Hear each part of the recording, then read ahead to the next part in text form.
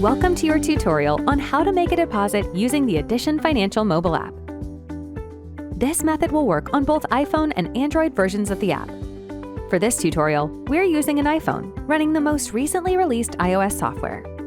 Our first step is to log into the Addition Financial app on your smartphone. Once logged in, on the bottom navigation row, tap the deposit icon.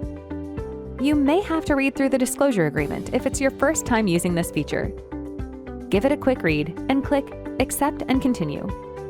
From here, select the account you'd like to place the deposit into by tapping Select an Account and choosing one of your accounts from the menu. Next, enter the amount you'd like to deposit in the text box. Next, you'll be prompted to take a photo of the front and then the back of the check using the buttons provided. You may also choose to add a memo as a reminder about what the deposit was for. When you're good to go, tap Deposit. You may also view your recent deposits and search through them at any time using the History tab on the top right. That's all there is to it. Thank you for watching.